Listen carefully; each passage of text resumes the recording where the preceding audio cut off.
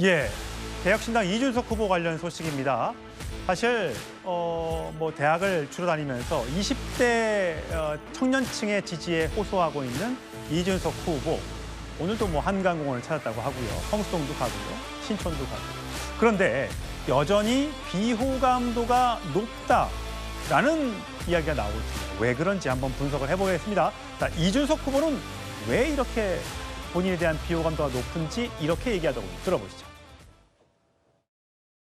지난 2022년 대통령 선거 때도 그 당시 안철수 후보의 호감도가 약 20% 남짓으로 측정되던 여론조사 결과가 선거 한 달 전까지도 나왔던 것으로 저는 기억합니다. 그런 것처럼 양당의 견제를 두루받는 제3지대 후보라고 하면은 항상 높은 비호감도 수치를 받을 수밖에 없는 그런 여건입니다. 저는 그런 것에 대해 가지고는 오히려 지금 시점에 언론에서 그런 걸 대서특필하는 거는 국민의힘 쪽에서 약간 그런 기사를 통해 가지고 단일화 국면을 좀 강하게 압박하려고 하는 의도가 있는 것이 아니냐 이런 생각을 하고 있습니다. 예, 정혁진 변호사님. 사실 안철수 후보의 호감도가 옛날에 20% 안팎이었다. 한참 개혁신당 이준석 의원과 많이 싸울 때였던 걸로 기억을 해요. 네네. 자, 지금 보면 대선 후보 호감도가 왼쪽이고 비호감도가 오른쪽인데 이재명 46, 김문수 65, 이준석 72가 나왔습니다. 자, 사실 호감도가 높아야지 당선 가능성도 높아질 텐데 왜 이준석 후보에 대한 이 비호감도가 이렇게 높다고 보세요? 글쎄요, 이준석 후보가 젊지만 굉장히 젊지 않습니까? 그래도 정치 경력은 오래됐고 13년 됐죠? 그다음에 이제 2010년도에 들어왔어요. 젊기 때문에 반짝반짝하는 그런 것도 있는데 예.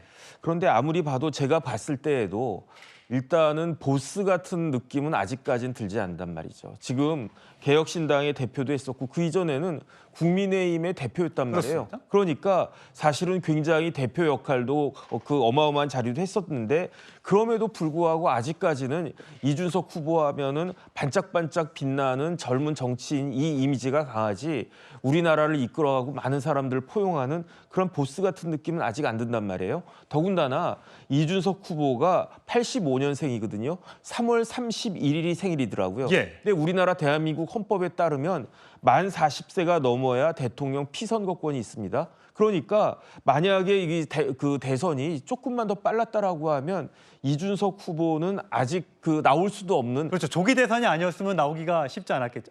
나올 수 있었군요. 그랬네. 조기 대선 더 빨랐으면 더 빨랐으면 예. 만약에 계엄이 한 두어 달 전이나 그때쯤 됐고 탄핵이 그 초에 나왔으면 그랬을 것 같은데 그러니까 사람들이 어떤 생각을 하느냐.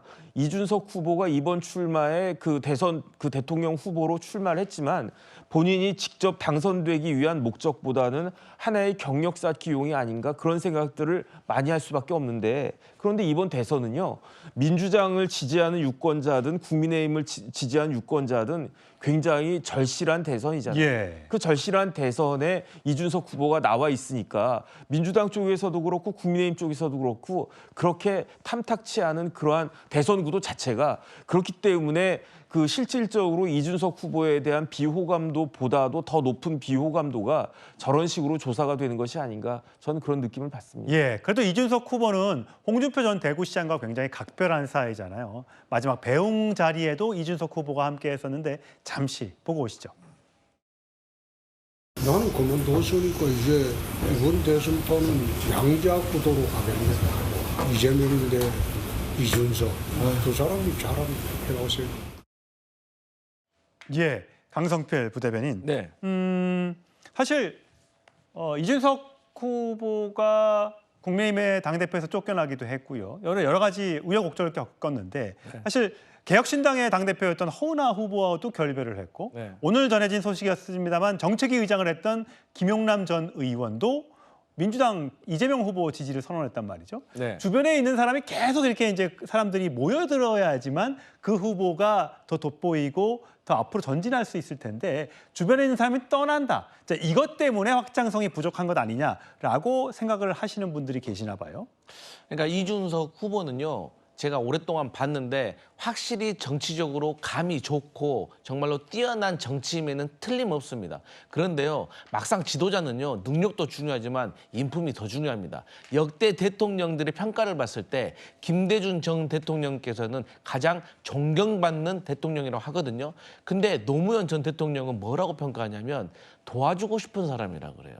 그러니까 존경을 받고 싶은 거하고 또 도와주고 싶은 사람하고는 다른 느낌인 거잖아요. 마찬가지로 이준석 후보가 앞으로 정치적인 능력은 뛰어나니까 좀 이제 인성을 좀 갖춰라, 이런 말을 제가 자꾸 드리고 싶고, 방금도 국민의힘이 왜 비호감이 높은 것 같아요 물어보니까 국민의힘에서 뭐 이준석을 싫어해서 조직적으로 뭐 분위기를 조성하는 것 같아요라고 하는데요.